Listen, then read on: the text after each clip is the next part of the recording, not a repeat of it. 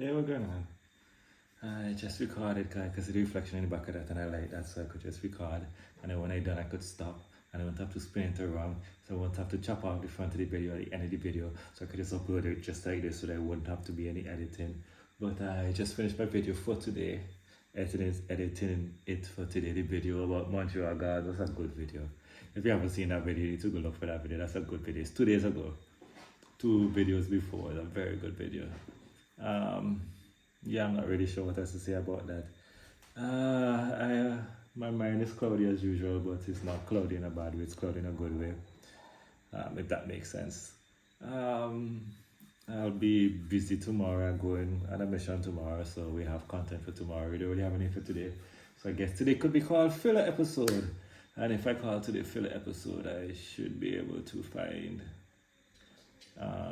I should find something to talk about for days like this, because I feel like I have a lot of good advice for young people. Not for young people, for people generally, because, like I'm somebody who made a lot of mistakes. And honestly, life is better because of it. Like, people try to avoid mistake, avoid trying to make the worst decision possible. To me, the worst decision possible is something that gets me killed. I don't want to lose a limb. I don't want to break a bone. Do you know that there's a small percentage of the world who has unbreakable bones, and I could be one of them. I could be, because I've never broken a bone. How would I know? I wouldn't know. But that's besides the point. I don't know what advice to give people anymore. I used to be so sure about my advice, but the older I get, the more I realize that people are way too dynamic, and you cannot give people good advice. Hi potato. You cannot give people good advice or bad advice because you don't know what will work for people. You may give them one type of advice thinking you're telling them to do one thing, but they hear something completely different, and as a result they go and make a horrible life decision because you tell them, okay, A, B, C, X, Y, Z. It's kind of like people in relationships, and they're like, oh, they're in this relationship and it's not a healthy relationship and they need to leave. That's not my business. That's not my business. I'm not going to encourage people to leave a relationship. If it's dangerous, like they could get hurt or they could die, then yeah, I suppose maybe even then because I don't know. If I convince somebody to leave, they might leave and then spend their whole life wondering, maybe he could have gotten better or something. I don't want to encourage people to do anything like that. I want people to make their own decisions. I don't interfere with people making their life decisions. I don't know what advice works best for you. I don't know what lesson you would learn by staying that you would learn forever. I don't know. Or I could encourage you to leave and then the other person gets upset and then, you get seriously hurt, and that's not me because I encourage you to leave. I don't want the responsibility of I don't want the responsibility of the advice. If you want advice on things that could help you, like nervous system regulation and talking to yourself better in your head, I could give you advice with that. But even that is kind of tricky because what works for me wouldn't work for other people, because I'm very direct with myself. I'm like, you made a bad choice. Maybe I thought it was a good choice and then I made a decision and then it turns out that it wasn't a good choice. I made it. I accepted. I learned what I need to learn and I move on. But some people get stuck in that, Some people just get stuck in, oh my goodness, I'm a failure. But sometimes, humanity, I exist like that sometimes. But for the most part, that's not who I am, I can't remember what I was talking about or where I was going with that. Nervous system regulation, things I could help people with. Like, my advice is not usually best advice. There's something that the philosopher, what's his name, Carl Jung, Jung, J-U-N-G, I don't really know how to say it properly. I think it was him. He talked about the shadow, and the shadow is a part of you or a part of a human being that they may not want to accept that they are.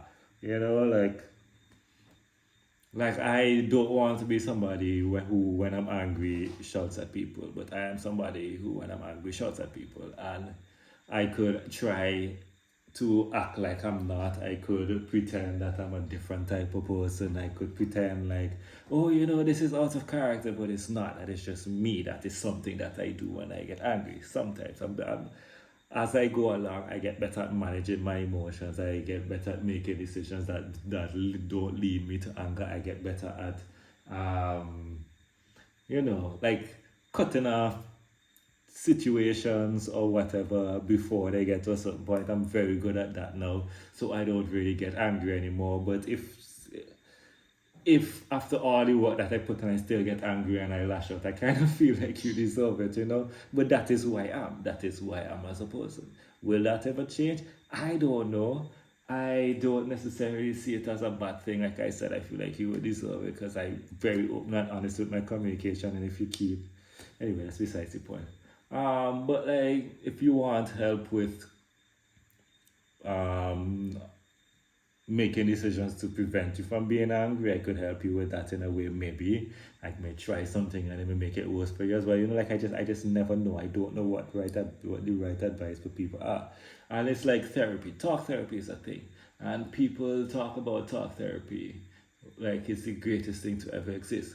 But talk therapy is not for everybody. It will not work for some people. Some people just need actionable steps. Some people just need a life purpose. I kind of think everybody needs a life purpose.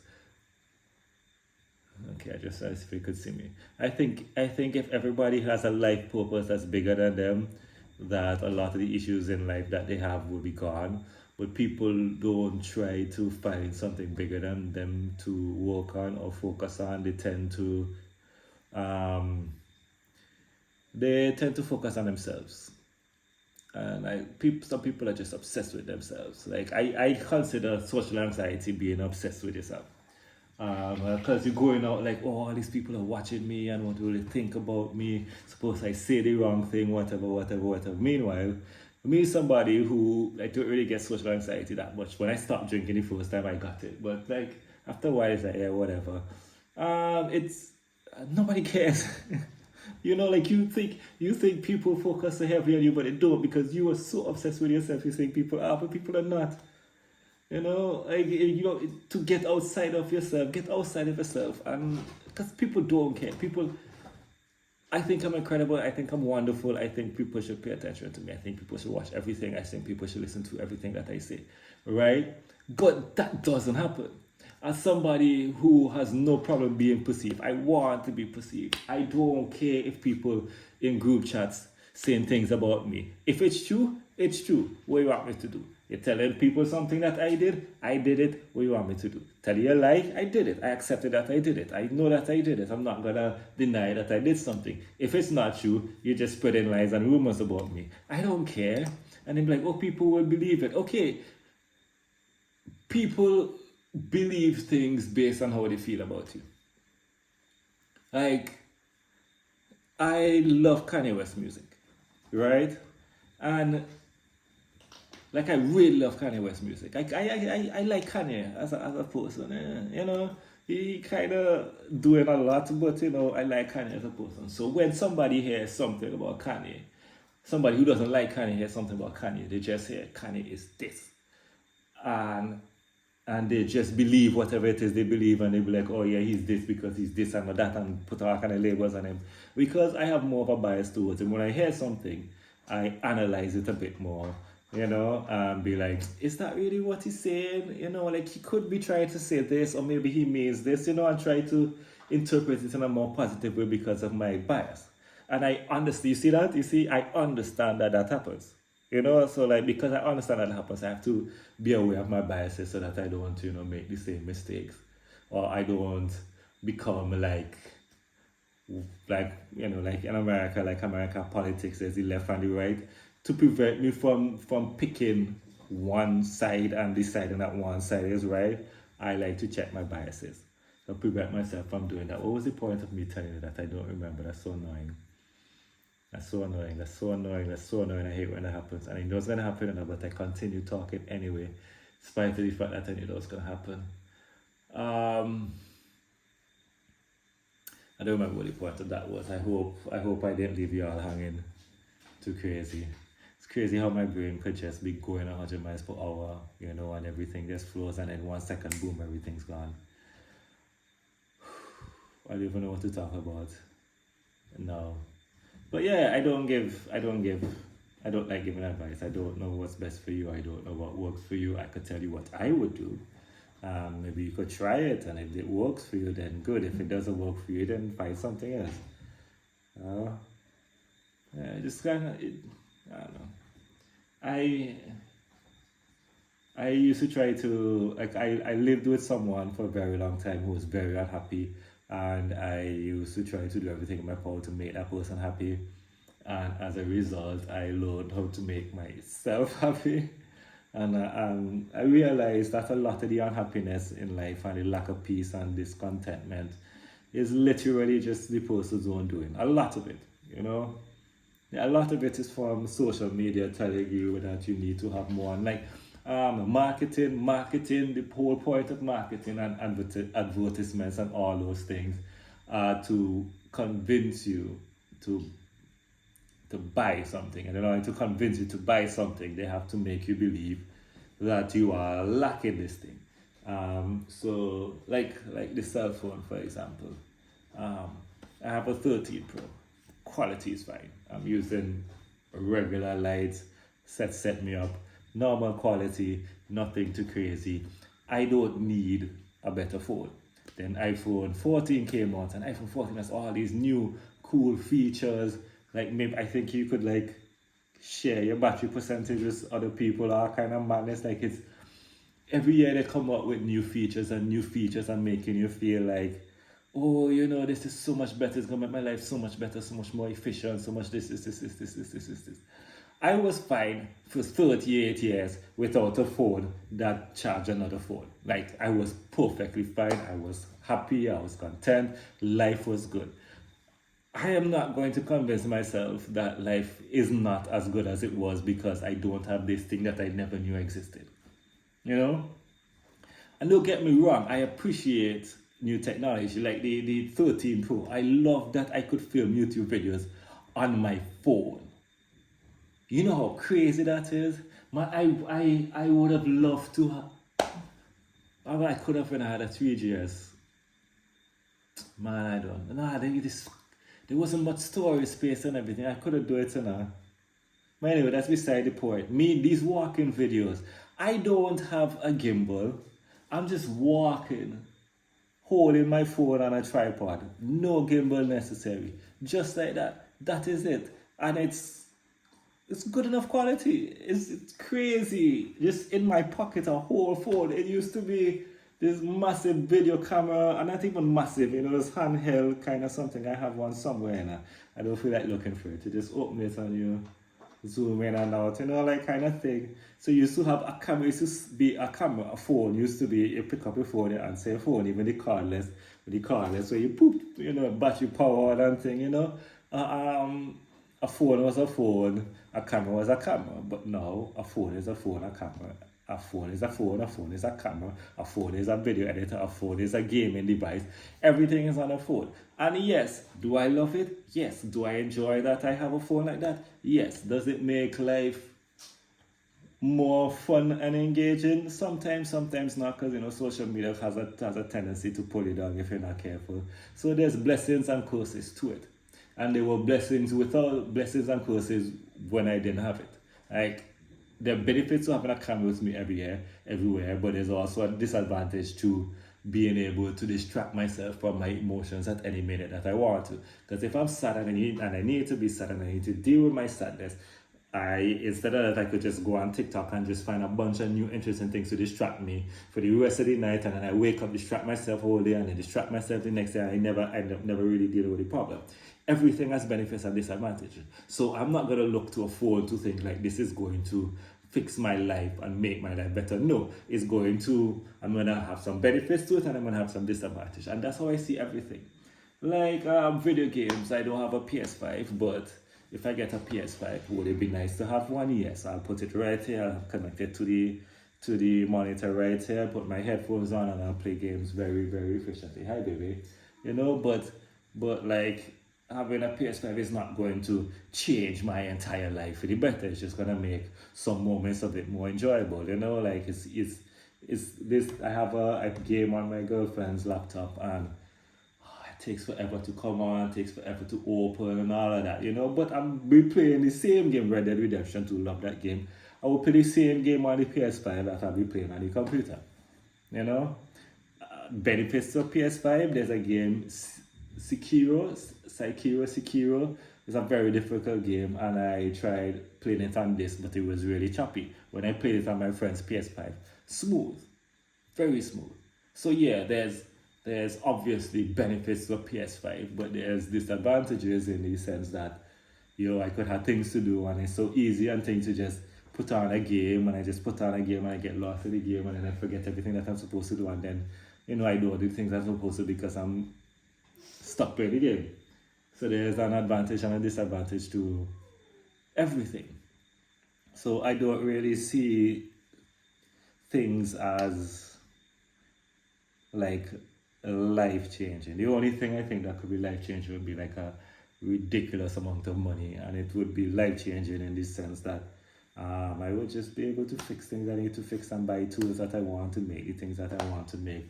But it's going to make my life less stressful, but then it could also, and less stressful in certain ways, in the sense that I don't have to think about bills, for a while or anything, but it is more stressful because I'm sure a large sum of money would mean I would like taxes. to interrupt your regular programming if that's okay. What have I said? That's okay, I could just leave. Oh, I don't remember what I was saying anyway. You said? He has money. tickets and Nevis on his back. That's one of them you're giving away? No, this one's mine. That's the one that's staying? Yeah, he has tickets and Nevis on his back. There. Tickets and Nevis. Nevis. That's so cute. That's so cute. I'm sorry, I have you for a long time. I was talking about money. I reminded myself I was talking about money. Sorry. So having a large amount of money, I would have to pay taxes of some sort. And I don't really know anything about taxes, so then I'd probably have to get a lawyer for that. Or, spend a long time researching. And if I just decide to be lackadaisical and don't pay my taxes, that could cause a whole another set of problems. And do I have to pay taxes once? Like if I have the money next year, do I have to pay? You know what I mean? Like having a lot of money comes with its own problems. And having the money, I have somewhat of an entrepreneur gene. I just don't really care about capitalism enough to really pursue it. But I'm sure I will start businesses, and once you start a business, there's going to be a lot of stress that comes with starting another business. Nothing that you get is going to make life, if you're looking for something to make life perfect or make life, if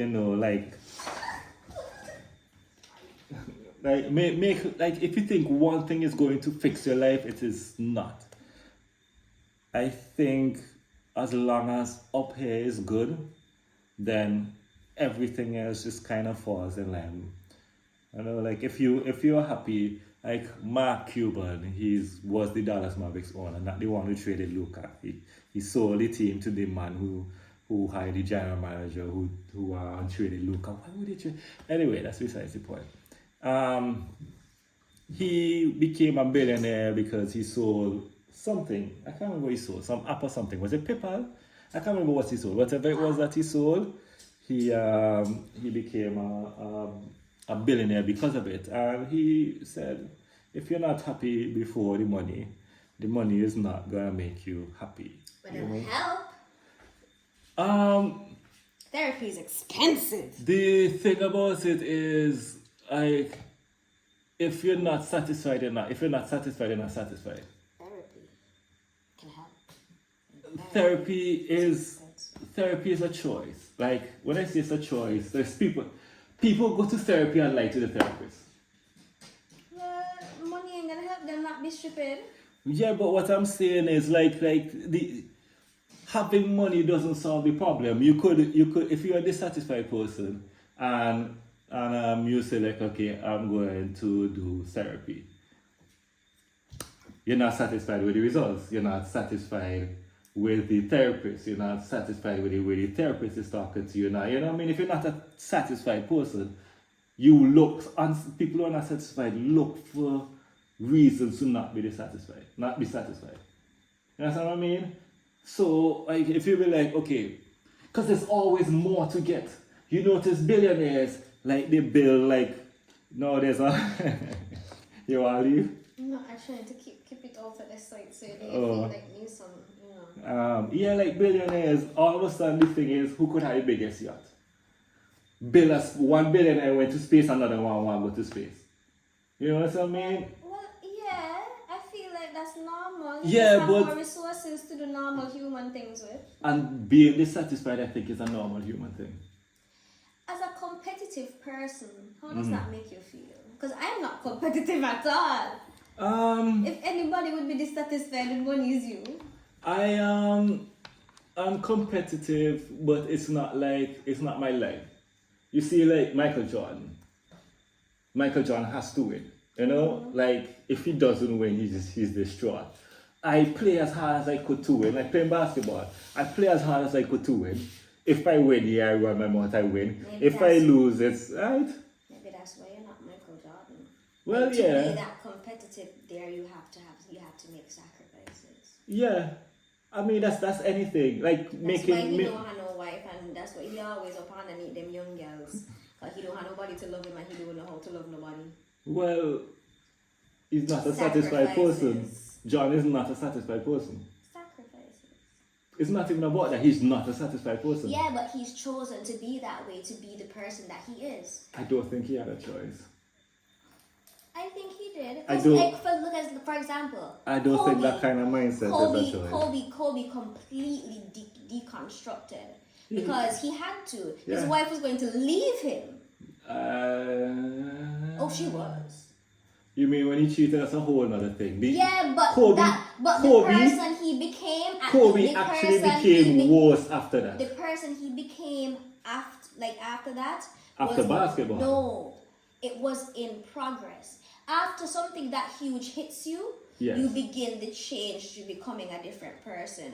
First, you get Okay. worse Yes. because you have to uncover and identify and sort through or whatever. Yes. And then you get better. Yes. I feel like the catalyst for him becoming better was the fact that he waved stick she heel in his face. I think you are Overestimating you know how you much are was on misjudging the timeline. Cause okay, when we say Kobe is the same Kobe. Kobe is just as competitive. Kobe was going to go into but arts and thing, and he learned to prioritize what was important because he had a wife and children. oh well. What you say about LeBron then? Because LeBron's still playing basketball at 40. Yes, but he's also very well rounded as a family person, as a You man. take me off You track. know? Oh, I'm so sorry. Goodbye. No, it's not a bad thing now. You're talking about money. I'm talking about being satisfied. Yeah. Like satisfaction is not found in things. Satisfaction is an internal mental thing. Yes. Yeah. So like it doesn't matter how much money you have, if you're not a satisfied person, you're not gonna be satisfied. Okay. That's what I'm saying. Okay. You don't agree? No. I mean, yes. It's hard. But to it makes sense to me because I need to start calling him. I know I have never met a dissatisfied person that made a lot of money and was like, yeah, that's enough. Like I've never met somebody who wasn't satisfied and and ever came to a point of, yeah, this is enough. I've met people who worked really hard to make money because they need to make money, but outside of like they make the money because they have to make the money in order to survive efficiently, right? But outside of that, they're satisfied, and I believe being satisfied is better than being satisfied inside of yourself is better than chasing it outside. I agree. Yeah. But also, I think it's very important that people identify satisfaction versus complacency. I think that's a personal thing. I think that's subjective because I think if you are satisfied yes, and you are not meeting your basic needs, then you are complacent. I think if you are satisfied and your basic needs are not being met, when you say basic needs, what do you mean? Literally, if they cannot help themselves. Help themselves in what sense? In any sense, they don't live nowhere, they can't feed themselves, they're living off of people till the end of their days, then they are not satisfied, they are complacent. If they cannot provide for themselves, of course, barring like mental disability, physical exam and things. Where are you going on with the chill? You're talking about that I don't see anybody doing that without mental illness. Well, I don't consider like narcissism and them things mental illnesses that give excuse. Oh well, a narcissist cannot be satisfied.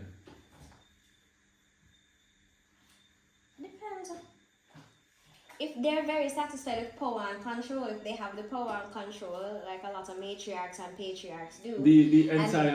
The entire thing about narcissism is insecurity. Narcissism is built on insecurity. Okay.